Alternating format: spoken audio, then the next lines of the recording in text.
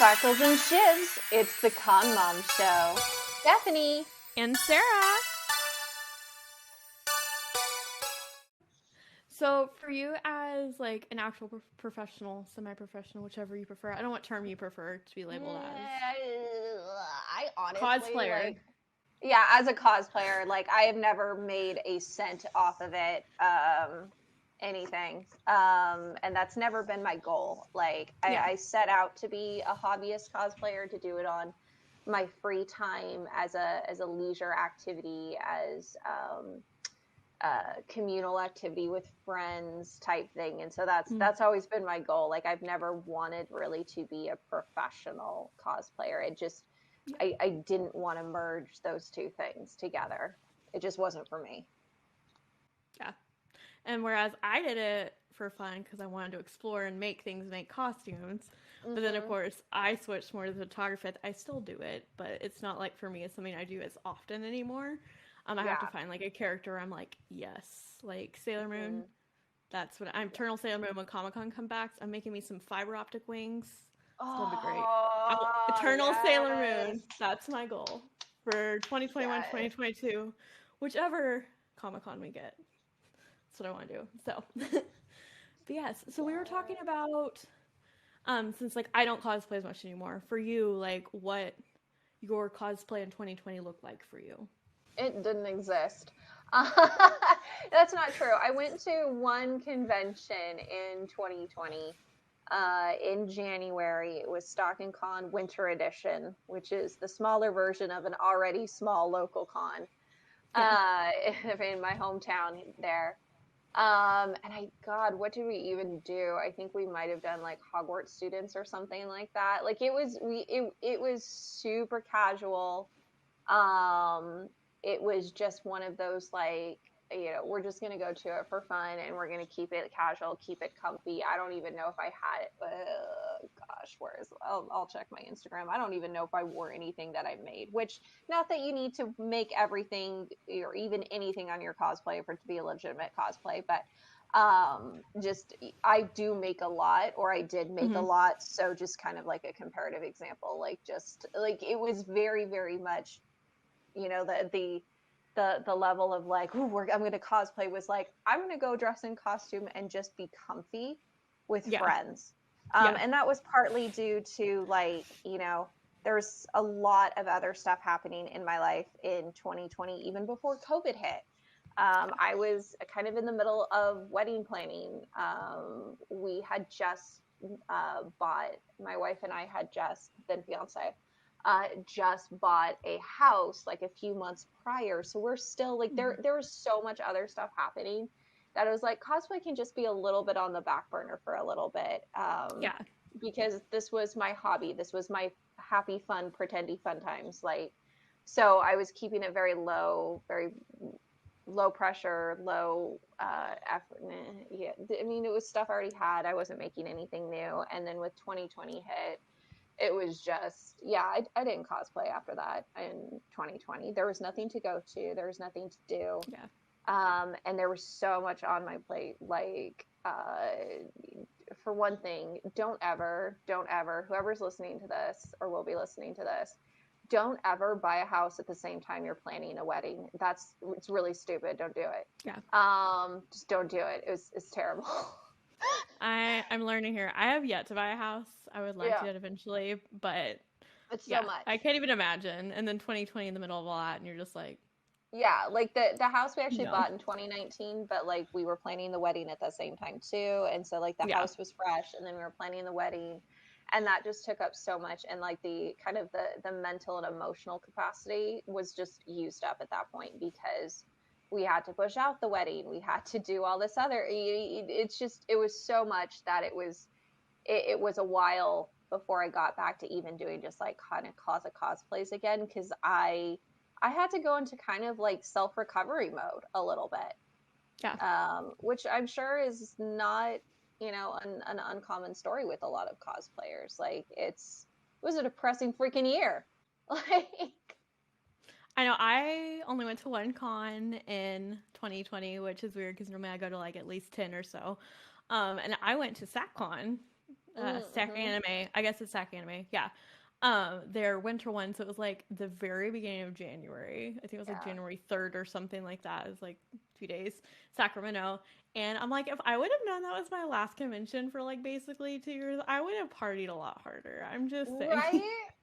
Oh my God. I felt like such an old lady. I was like, I was going back to the hotel room at like 6, and I was like, yeah, I'm done. I don't need to party. I just want to watch like TV and just chill. And I covered it for Project Nerd. I did, posted some pictures, but I'm really like, I would have partied and stayed out before I knew a giant pandemic was gonna hit. But God, the things we would have done had we had realized. Right.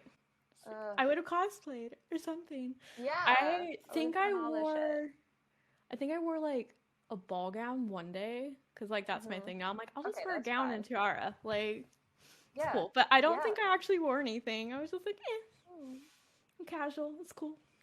Yeah. But yeah, it makes me sad. I'm like, it's fine. But yeah, it's really interesting like seeing different cosplayers and how, especially since I know I have quite a few friends who are professional, they use that as their like actual lifestyle. Yeah, like that is their income, their business. It's very interesting seeing them how they've had to like transfer all of that. I mean, for me being a cosplay photographer, like I've had to like definitely reevaluate my business last year since there's been no cons.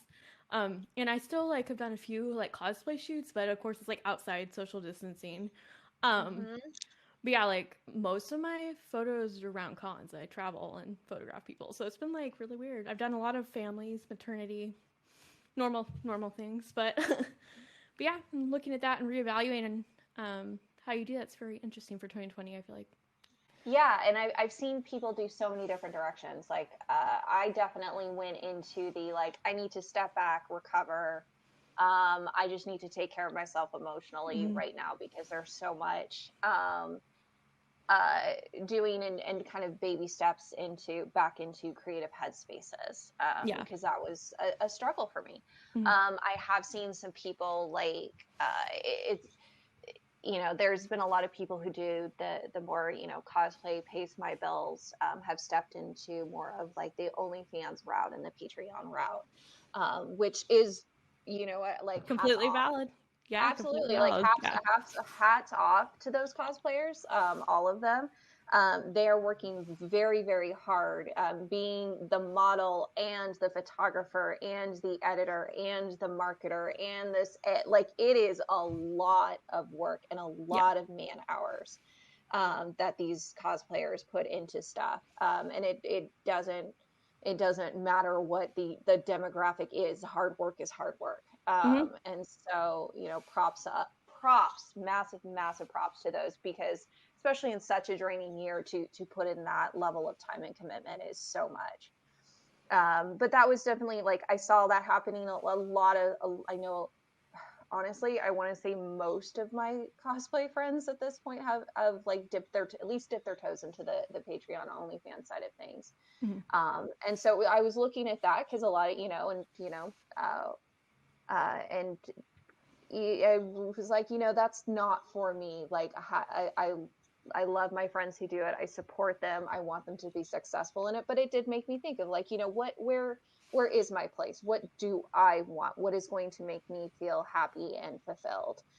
Because what works for one person to make them happy and fulfilled in cosplay is going to be different for another person, and that's okay. It's all self-expression, it's all creativity, and it's all like a very personal thing. So it's a lot of people have just taken different routes with it. I completely agree. And I feel like too, a lot of people got to the end of, I don't know if this is just my personal opinion, but like seeing at the end of 2020, people were like, I don't feel like I accomplished much this year. I don't do anything. And I'm like, dude, you made it to 2021. Yeah. I feel like that. Oh my God, yeah. I feel like it's like 2020 was literally so unprecedented, especially things, we'll see a lot of research, I think, coming from this in the future.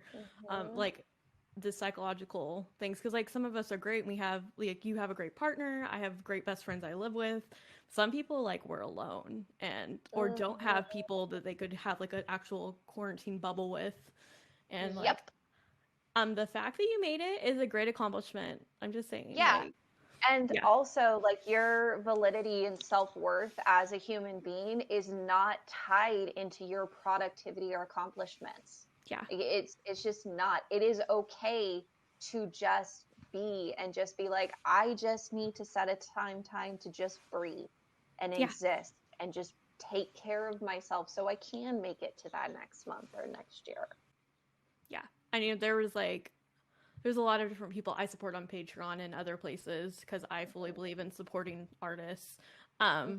Because I am one, so Right, right. and I know like a lot of people are like, "Oh, I'm sorry," because a lot of people tried to shell out like I think like a cosplay a week because they're like, "Oh, I'm home, I can do all this stuff," but Oh, the then they're like, "With it, I just feel bad because so many people are like, "Oh, I'm so sorry, I didn't get to like a cosplay." I'm like, dude, it's totally fine. Like, you do not have to make that every month. You're still valid. It's totally cool. mm-hmm. Yeah, I was trying to set up a obviously like COVID safe, social distance photo shoot with a photographer who lives nearby. Mm. Um, Same one who shot my wedding, actually. Uh, No. and um, uh, it, we kept pushing it out and pushing out. We had talked about doing it. Oh, we'll do something in October, and then it became November, and then it became December because it was just so difficult. Yeah. One, not even just the logistics of it, but also just like the mental and emotional, like, weight of everything that had been happening on. We did eventually shoot it though. So Yay. I actually like in the pipeline right now, and it felt really good. Mm. It was just a slightly updated version of Black Widow. And I'm wearing a mask for like a good portion of those photos. Mm-hmm. Because I just kind of wanted to rock the mask and also, other layer. Like obviously we were social distance. Yeah. The photographer had been tested recently. Like we were all playing it really safe. But like it was kind of fun to just kind of like rock out, do just a slight little tweak update, a little bit of creativity, blinged out like a rhinestone. I literally cannot wait to see those. You have no idea Yeah, how like excited. Black yeah, a Widow is my rhinestone bae. hourglass. That's it. Yeah, I know. I was thinking about you. I was like, oh my gosh, once Sarah and I can meet up again, she has to shoot it because it's like Oh it's yeah. got this like lacy embellished corset on the outside, and I rhinestoned up that hourglass belt center type thing. I might add like kind of a Hannah Alexander inspired or Sunset Dragon inspired like halo type thing. Really go all in on Mm-hmm. it. Get new shoes for it, but like it was felt really really good. Right? So to be in it, especially because Black Widow was like my first ever cosplay, like ever. Mm-hmm. My first I didn't know con, that. first That's cosplay. cool. Yeah, my first ever. So, and I still had like I used that same bodysuit that I used for my first one. Um, Felt so good. I was like, oh, this is what this feels like. This is nice. I want to be here more often. Like a sense of normalcy again. And I think Yeah, that's the thing is we were so shifted. We're like, what is happening?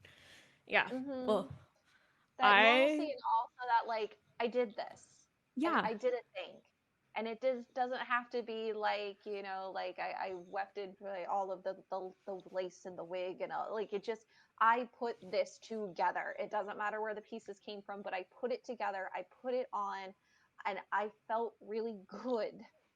Yeah. Endorphins. Yes. I remember like there's definitely some days I'm gonna be frank here and real, but like there were some days where I literally just like especially during like I think the height of the pandemic, getting out of bed was my accomplishment because Oh I my was god, yeah. Oh my it messed with yeah. me. I know a lot of people have sacrificed a lot more than I have, but and props to you guys. But yeah, just some days I'm like yeah, it was just hard. And the first cosplay that I've shot in like over 6 months, I shot 2 weeks ago, and that felt amazing too. Like being on the other side of like the Mm, photographer side, because like to me it's fun to like actually highlight the cosplayer and show off their costume, but to me also like my part of creating is like on the other side. I'm like, it feels good to create again and just actually do that. Like, so nice. so good. There's just something fun about creating, especially when you're like an artist person. Whether you're Mhm. camera or cosplay or you paint, like just it's Mhm. something it's just tied to your soul, and you're like, yes. It is. And so it's like it's constantly, and I was doing this so much in quarantine where I was like constantly trying to chase that little bit of like happiness that creating. I got into cross stitching. So like I have like a list, That like makes a me mile so happy. cross stitches projects that I'm planning on. But you know, typical me fashion, my first ever cross stitch project, which I'm not finished with, that I started last year, is like this big. It's like 20 inches by like 17 inches or something. It's on black fabric. The most common thread in it is black. Like it is a beast. There's metallic thread. There's mixed fiber thread. Like it is. Oh, Yeah, I'm it ready. is a monster. And this was my first ever. Yeah, because I hate myself sometimes. And this is how I get into new hobbies is I'm like, oh, deep end. We're not doing the tutorial one-on-one. We're just going to go right in. But it's been like, you know, it's been kind of a fun journey and like, oh, how can I mix this with cosplay? And it's kind of like, I see other cosplayers doing this too. It's like, I think we're going to be seeing in these next couple years cosplay trends that have been greatly influenced by how people have tried to stay saner in the pandemic and quarantine. Are you telling me we're gonna get a cross stitch bodysuit? Is that what's happening next? I mean, we might, but more like I was actually thinking like, so I don't know if it's just my feed or not, but I feel like there's been a significant uptick in D&D related cosplays going around. Because that's something like, hey, you can still do in quarantine, in lockdown, over the internet.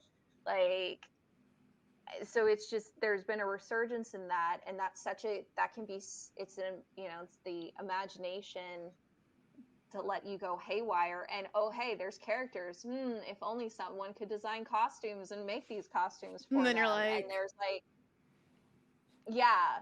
So whereas like before, like I remember, like, your OCs, cosplaying your OCs used to be more of a niche thing, at least, where I was at.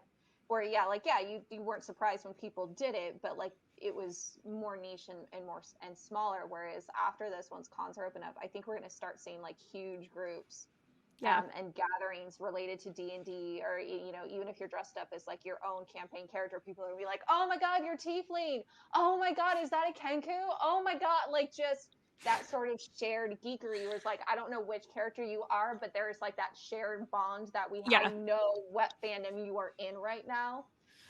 And so we are going to geek out of it. And so like my guess is we are going to see a lot of stuff like that come out in the next couple of years. And it's going to dominate cons for a while.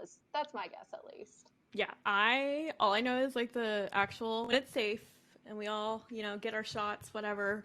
Like we are gonna have a giant con party. Whoever, oh my god, the first con, everyone's back. We're like, yes, and there's just something like, I don't know. For me, I love being in cons, even before COVID, because it's just like you're just surrounded by dreamers and people that see this endless possibility of things, and it's like literally you can step out of society and responsibility and just be whatever, and that's amazing, and I love it, and I'm ready for that again. I feel like we're all just gonna be like, we need a collective party.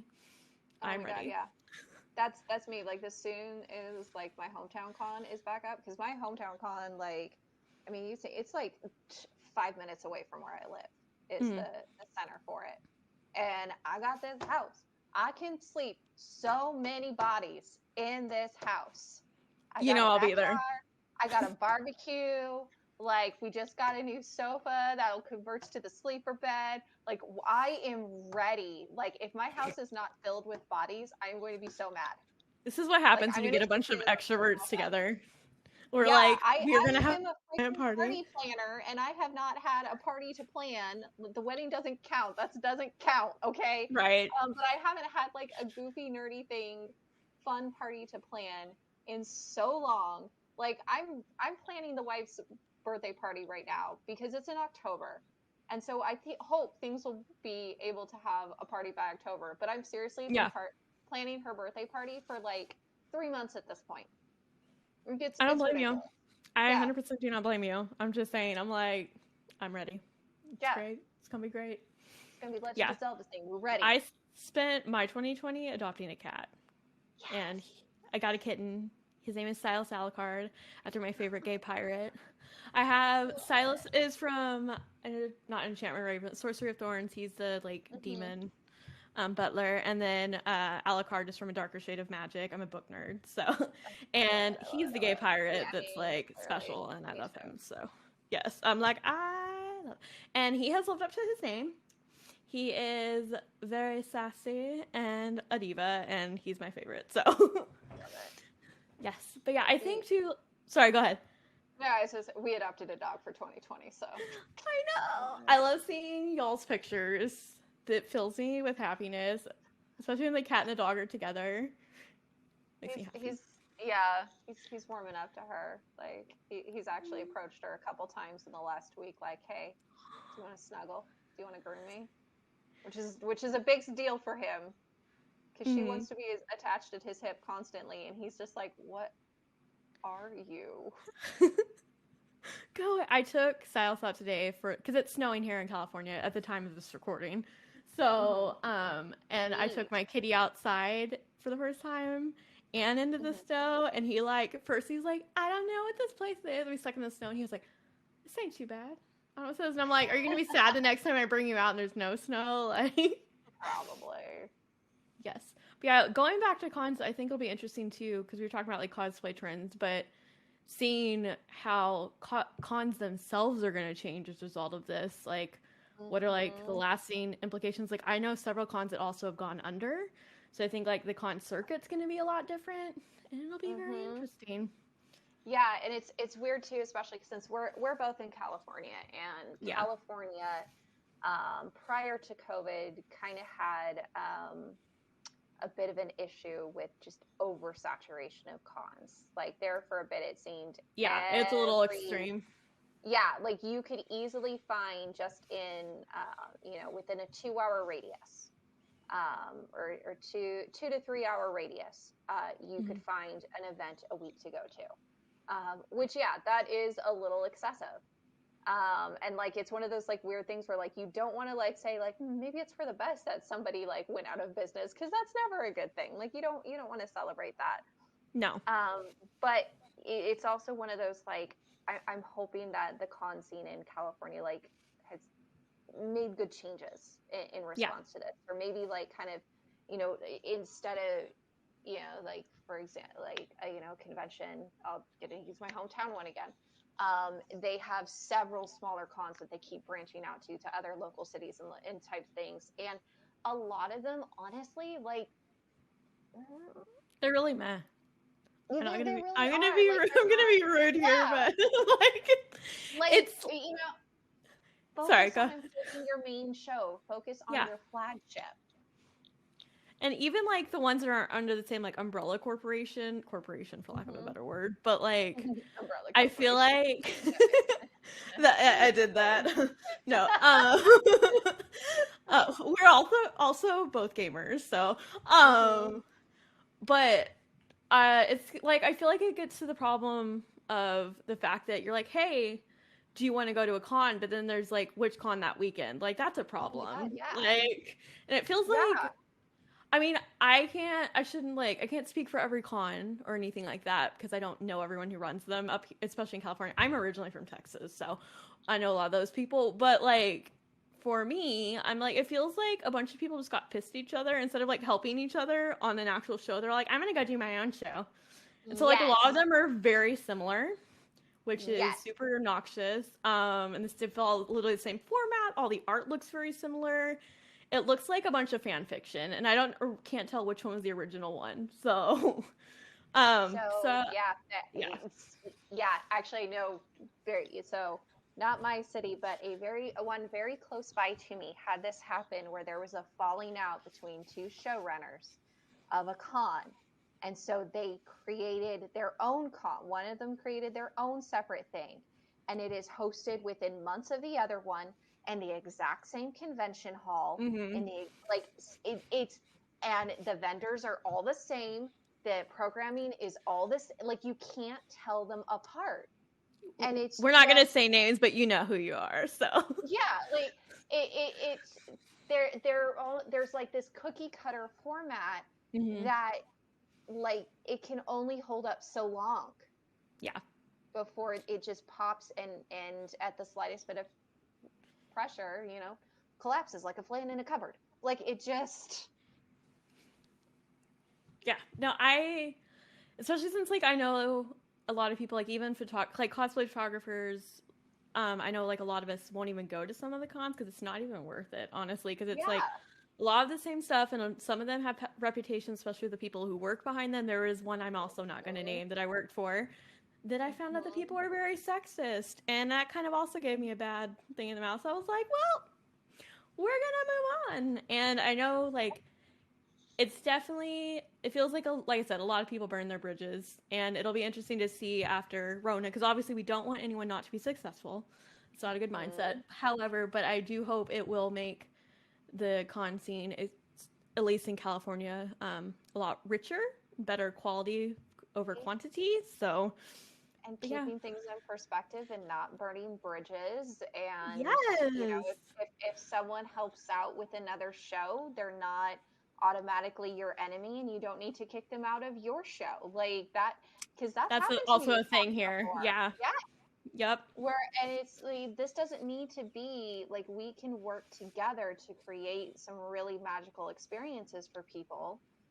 If you're in behind the scenes, or if you're working in any capacity, or even if you're just like an attendee or a volunteer or something, like there can be this great cohesion where people are trying to like piggyback and make really good experiences and carve out their own really strong identities, rather than everything being a competition and tearing. Like there is enough room, like there, in theory, there should be enough room, but just adding more and more copycat shows because some like Joe Schmo pissed you off one time from finance, like that. Yeah. You know, there is literally a chair at the table for everyone. We can all fit. And I definitely think, I'm hoping 2020, late 2021, early 2020, 2022 at this point, that the thing that cosplay and community as a whole, all pop culture, nerd community, I hope for like a great reset where we're all just like, we can do this. We can be a family. It'll be fine. Yeah. Perspective and what's important. I hope we all carry that with us. Yes. I feel like that's something that I think we've had a lot of time for reflection the past year. Yeah. At least personally for me too. Like, oh my God. it was the only, I feel like, good thing out of 2020, not from like a personal standpoint outside of a professional, like recognizing, like getting the time to reflect and see like, I was a little toxic in those areas. I need to work on that. And I think that's healthy and important. Yeah. Like so anybody who says that they didn't have any toxic traits like in their past, like they're lying. Then they're probably still a toxic person, and you should like run away. Like you always are going to learn and grow. Like, oh, like the amount, just even not even related to conventions, but like I think about like my high school self and my high school self's opinions, and I was like, I don't know her. Like it's just, so yeah, like there is things that we have to think about, and how do we, you know, how are we talking about certain types of cosplayers or certain types of con attendees, and you know, like let's that making a better convention experience and making a better like cosplay culture, like it starts with the internal. It's like what toxic traits are you going to make sure stop at the door and stop with you? Especially if it's like, you know, a great, one thing I always try and reflect when I'm trying to think about, you know, improving myself with that is like, you know, if I give permission, if I say it's okay to say like this one toxic thing towards maybe even like a shitty person, like a really crappy person that's hurt people. But if that statement is coming from a place of like sexism or toxicity or homophobia or transphobia, if the nasty comment against this person is coming from that place, then I've given permission to use that sort of attack against another person who maybe is not a shitty person. Like hold people to accountable to like the stuff that they've done, but the really crappy stuff has to stop with you. Like you can't use those, make it okay to use those weapons. Yes.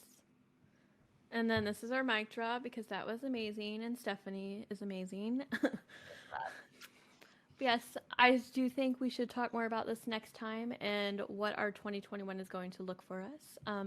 Thank you all for tuning in. We love you all so much, and we are your con mothers. Moms. Bye, guys. Thank you. Bye, guys. Take care. Stay safe.